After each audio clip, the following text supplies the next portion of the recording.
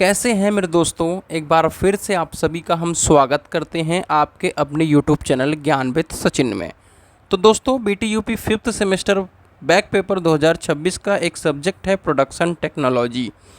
Already आप सभी के 6 सब्जेक्ट थे और मैंने 6 सब्जेक्ट के इम्पॉर्टेंट क्वेश्चन लास्ट सेम में बताए थे और वो सारे क्वेश्चंस आप सभी के पेपर में हूबहू आए, लेकिन प्रोडक्शन टेक्नोलॉजी का पैटर्न पूरी तरीके से चेंज हो गया और बच्चे का एकदम पेपर ख़राब हो गया। बाद में मुझे थोड़ी बहुत गालियाँ भी दी होंगी एक आध दो लोगों ने, बट मैंने उतना ज़्यादा कह सकते हैं कि माइंड नहीं किया, क्योंकि पैटर्न जब चेंज हो जाता है, कोई और एजेंसी बना देती है किसी पेपर को, तो बड़ी समस्या हो जाती है। ठीक है, तो प्रोडक्शन टेक्नोलॉजी के फिर से हम ऑल इम्पॉर्टेंट क्वेश्चन लेकर के आ चुके हैं।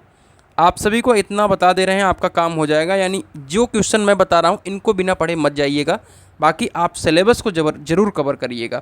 देखो नोट्स को तो भाई यहाँ पे PYQ और नोट्स जा कर के 49 रुपीज़ में ले लेना, बिना किसी हथियार के लड़ाई होती नहीं है। चलिए शुरू करते हैं आज की यह वीडियो।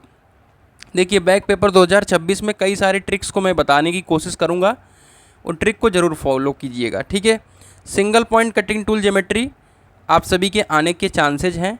ठीक है, और मैकेनिकल प्रॉपर्टीज़, ठीक है, अभी टूल इंजीनियरिंग में भी आपने पढ़ा होगा मैकेनिकल प्रॉपर्टीज़, उसको एक बार रिवाइज कर लीजिएगा। ठीक है, यहाँ पे लिख भी देता हूँ, ये दोनों क्वेश्चन पहले चैप्टर से बनते हैं और कुछ नहीं बनता इस चैप्टर से। ठीक है, तो अगर आना होगा तो 5 नंबर फ्री का यहाँ से बन जाएगा 2 क्वेश्चन पढ़ के।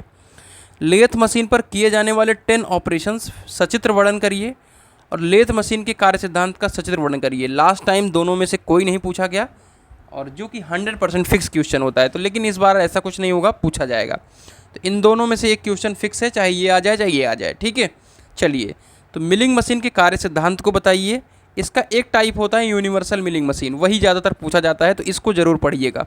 ठीक है, अप और डाउन मिलिंग में अंतर पूछ लेता है, तो इसको भी ज़रूर देख लीजिएगा। आइए, मिलिंग ऑपरेशंस कौन कौन से होते हैं और सिंपल इंडेक्सिंग क्या होता है।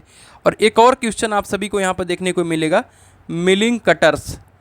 ठीक है, इसको भी ज़रूर, थोड़ा सा बैक पेपर है, अगर आपका यहाँ से नहीं क्लियर होता है तो स्पेशल बैक बन जाता है, इसलिए आप मिलिंग कटर्स को भी ज़रूर पढ़ के जाइएगा। ड्रिलिंग के कार्य सिद्धांत को बताइए। सिंपल इसमें रेडियल ड्रिलिंग आता है। ठीक है, 100% रेडियल ड्रिलिंग आता है, इसको मिस मत करिएगा। क्यों? क्योंकि यहाँ पे मैंने लिखा है नो क्वेश्चन, यानी 2025 में यहाँ से कोई क्वेश्चन नहीं आया है, तो 2 क्वेश्चन आने के पूरे संभावना है, जिसमें रीमर्स क्या है और रीमर्स के टाइप्स क्या हैं, ड्रिल्स क्या हैं, ड्रिलिंग के नॉमेनक्लेचर और उनके टाइप्स। तो यानी एक क्वेश्चन ये फिक्स हो जाएगा, फिक्स है, और दोनों में से एक क्वेश्चन फिक्स है। इन दोनों में से एक क्वेश्चन फिक्स है। ठीक है, चलिए, क्विक रिटर्न मैकेनिज्म हर बार पूछा जाने वाला क्वेश्चन था, लास्ट ईयर रुक गया, लेकिन पूछा जाएगा इस बार, 100% उम्मीद रखो। ठीक है, चलिए, जिग और फिक्सचर में आपको अंतर बताना है। 3 to 1 प्रिंसिपल, जिसे आप प्रिंसिपल ऑफ लोकेशन कहते हैं। ठीक है, तो प्रिंसिपल ऑफ लोकेशन को ज़रूर पढ़ लीजिएगा। ठीक है, आपने टूल इंजीनियरिंग में इसको पढ़ा होगा, जिग और फिक्सचर को भी टूल इंजीनियरिंग में आपने पढ़ा होगा। कटिंग फ्लूइड्स वेरी इजी है, नो क्वेश्चन, आपका कोई क्वेश्चन नहीं आया है, तो एक क्वेश्चन तो यहाँ से बनना तय है, तो ये वेरी इजी है। आप एक बार 10-15 मिनट रिवाइज कर लेंगे तो ये क्वेश्चन आपका बन जाएगा, तो आपके 5 नंबर बनेंगे।